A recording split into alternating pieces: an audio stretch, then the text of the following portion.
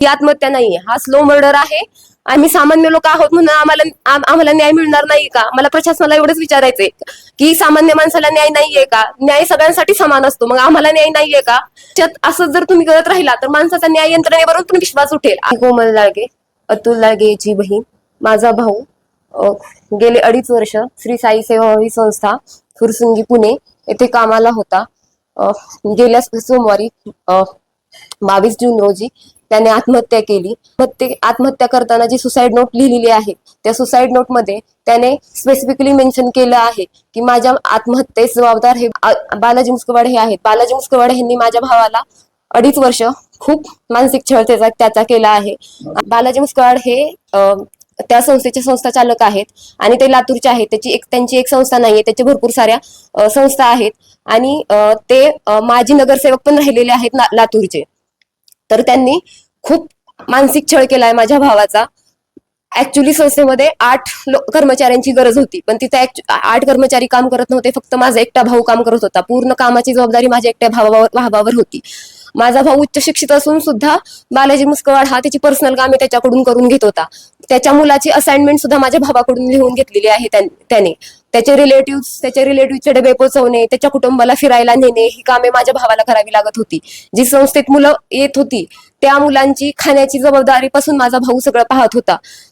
Even स्वयंपाकीन बाई सोडून गेली तर माझ्या भावाने त्या मुलांना स्वतःच्या हाताने स्वयंपाक करून पण खाऊ घातला आहे. आणि त्या संस्थेमध्ये मुलांची कॅपॅसिटी 10 असताना सुद्धा 25-25, 30-30 मुले तिथं ठेवण्यात येत होती.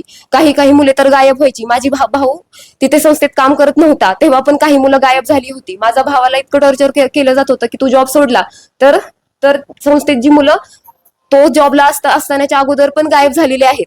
त्याचं पण केस तुझ्यावरच आम्ही लावी, तुझ्या कुटुंबाला उद्ध्वस्त करेल, तुझं करिअर खतम करेल असं त्याची धमकी देत होते.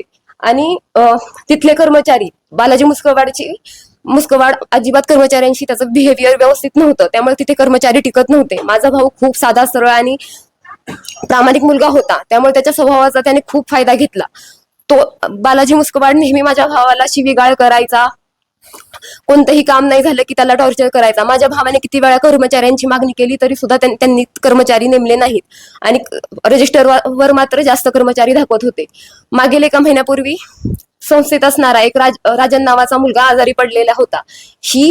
त्याला हॉस्पिटलमध्ये नेण्याची जबाबदारी ही पूर्ण बालाजी मुस्कवाड यांची होती. तरी पण माझ्या भावाने स्वखर्चाने त्याला प्रायव्हेट हॉस्पिटलमध्ये नेलं, त्याच्यावर उपचार केले, कारण तो त्या संस्था सोडून जाऊ शकत नव्हता. संस्थेत बाकी पण मुलं होते आणि बाकीचे कर्मचारी नसल्यामुळे संस्थेवर लक्ष कोण ठेवणार, त्यामुळे त्याने प्रायव्हेट हॉस्पिटलमध्ये नेलं, त्या मुलाला त्याचे उपचार केले.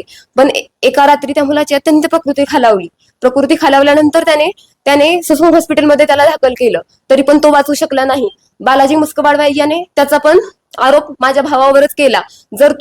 तू जर ही संस्था सोडून गेला आणि बाहेर कुठे काही बोलला तर याची पण जबाबदारी आम्ही तुझ्यावरच लावील. मागच्या 2-3 महिन्यापूर्वी 1-2 त्यांनी कर्मचारी घेतले होते, टेम्पररी कर्मचारी होते. माझा भाऊ बालविकास समितीकडे केस प्रेझेंट करायला गेला असताना त्यांच्याकडून 2 मुलं गायब झाली. तर तो तिथे नसताना सुद्धा बालाजी मुस्कवाड यांनी तू जर सोडून गेला जॉब तर ह्या 2 मुलांची पण केसेस मी तुझ्यावरच लावील असं त्याला सारखी वारंवार धमकी देत होते. माझा भाऊ गेली 2.5 वर्ष त्याला कधी पगार सुद्धा वेळेवर दिला गेला नाही. 3-3, 4-4 महिन्याचा पगार त्याचा अडकवला जात होता. तरी माझा भाऊ तिथं त्याचे जे एक्सपेन्सेस, जे संस्था चालवायला जे रोजचे एक्सपेन्सेस लागतात, त्या मुलांना खायला, बाजार जे आणायला लागतं ते सगळं माझा भाऊ स्वतःच्या पगारातून करत होता. आणि तरीही त्याला इतकं बोललं जात होतं, इतक्या शिव्या दिल्या जात होत्या. ही आत्महत्या नाहीये, हा स्लो मर्डर आहे. आणि माझ्या भावाने 2.5 वर्ष त्याच्या त्रासाला कंटाळून त्याला एक होप होती की त्याला काहीतरी यातून सुटेल, मार्ग निघेल, पण माझ्या भावाने जगणं सोडून आत्महत्याचा मार्ग निवडला.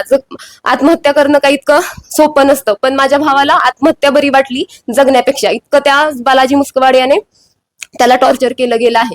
आमची फक्त प्रशासनाला एवढीच मागणी आहे की माझ्या भावाने सुसाईड नोट मध्ये एवढं लिहिलं आहे की माझ्या मृत्यूस जबाबदार हा एकटा बालाजी मुस्कवाड आहे. तरी पण प्रशासनाने अजून काहीही हालचाल केली नाही. आज 8 दिवस होत आले तरी पण त्याला अटक झाली नाहीये. आमची पोलीस पण टाळाटाळ ह्या गोष्टीसाठी करतायत. आणि तो व्यक्ती एक पॉलिटिकल इन्फ्लुएन्शियल माणूस आहे. तर मग आम्ही सामान्य लोक आहोत म्हणून आम्हाला न्याय मिळणार नाही का? मला प्रशासनाला एवढंच विचारायचंय की सामान्य माणसाला न्याय नाहीये का? न्याय सगळ्यांसाठी समान असतो, मग आम्हाला न्याय नाहीये का? आज जर एक सामान्य व्यक्तीने गुन्हा केला असता तर त्याला तुम्ही कधी पण अटक केली असती, पण आज तो एक पॉलिटिकल पार्टीमध्ये तो कार्यरत आहे म्हणून आज त्याला तुम्ही अटक करत नाहीये. मग सामान्य जनतेने कोणाकडे न्याय मागायचाच नाही का? मग अशात असं जर तुम्ही करत राहिला तर माणसाचा न्याय यंत्रणेवरून पण विश्वास उठेल. आमची एवढीच मागणी आहे तुमच्याकडे की त्याला लवकरात लवकर अटक व्हावी. आणि माझ्या भावाने जसं म्हटलं आहे त्याच्या सुसाईड नोटमध्ये की त्या संस्थेची चौकशी व्हावी, रजिस्टर चेक केले जावे, कामगार व्यवस्थापनाची पण चेक व्हावं, तर ते सगळ्यांचा पोलिसांनी पारदर्शकपणे तपास करावा. आमची एवढीच विनंती आहे आणि माझ्या भावाला न्याय मिळावा, कारण की आम्ही खूप गरीब कुटुंबातून बिलॉंग करतो. माझे मम्मी पप्पा शेतकरी आहेत, आम्हाला इतक्या खूप कष्टाने शिकवलेलं आहे, तर आम्हाला न्याय मिळावा, आमची एवढीच मागणी आहे. मौजे वडले, तालुका फलटण या गावातील एक तरुण अतुल अंकुश लाळगे हा आपल्यातून जाऊन 8 दिवस झालेले आहेत. जाणं म्हणजे त्याच्या कुटुंबाला एक फार मोठी पोकळी निर्माण झालेली आहे. आणि हा अतुल म्हणजे कोण? तर अतुल हा एक प्रामाणिक, होतकरू आणि स्वाभिमानी असणारा मुलगा होता. तो पुणे या ठिकाणी श्री साई सेवा संस्था या ठिकाणी कार्यरत होता. उच्च शिक्षित असून MSW झालेला असून त्या ठिकाणी रेक्टर या पदावरती कार्यरत होता. गेली 2.5 वर्ष तो या संस्थेमध्ये कार्यरत असताना या संस्था चालक बालाजी मुस्कटवार यांनी वारंवार त्याच्यावरती अत्याचार केले, मानसिक शारीरिक छळ त्याचा केला. त्याचबरोबर या आत्महत्येसाठी कारणीभूत असणारे जे संस्था चालक आहे त्यांनी त्याचा वेळेवर पगारही दिला नाही आणि सतत त्याचे कुटुंब उद्ध्वस्त करण्याच्या धमक्या त्याला देण्यात आल्या. कुटुंबापासून त्याला लांब ठेवण्यात आलं आणि वारंवार त्याला मानसिक त्रास देऊन आत्महत्येस प्रवृत्त करण्यासाठी कोणत्या ना कोणत्या तरी माध्यमातून सतत त्याला टॉर्चर करण्यात आलं. तर या ठिकाणी आम्ही महाराज साहेबांच्याकडे आलेलो आहोत.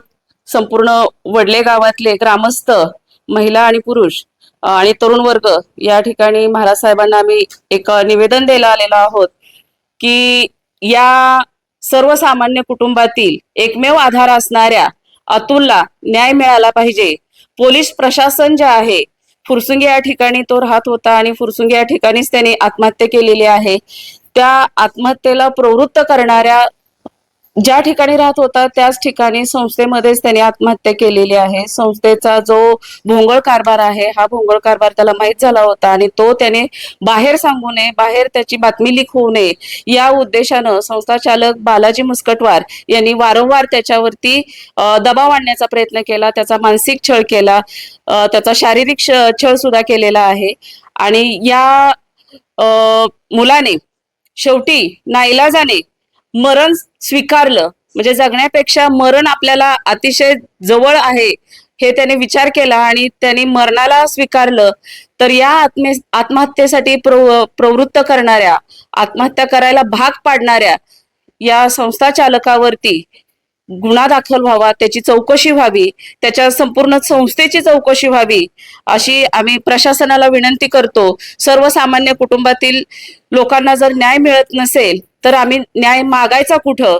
माझी या माध्यमातून प्रशासनाला एकच विनंती आहे की आपण याची पारदर्शकपणे आणि सखोल चौकशी करून या कुटुंबाला न्याय द्यावा, कारण या कुटुंबाचा एकमेव असणारा आधार या ठिकाणी हरपलेला आहे आणि तो जर त्याला न्याय द्यायचा असेल तर संबंधित संस्था चालक बालाजी मुस्कटवार याची चौकशी करावी, त्याच्या संस्थेची चौकशी करावी. भविष्यात दुसरा कोण अतुल होऊ नये, दुसरा कोण अतुल आत्महत्या करू नये एवढीच मी प्रशासनाला या माध्यमातून विनंती करते.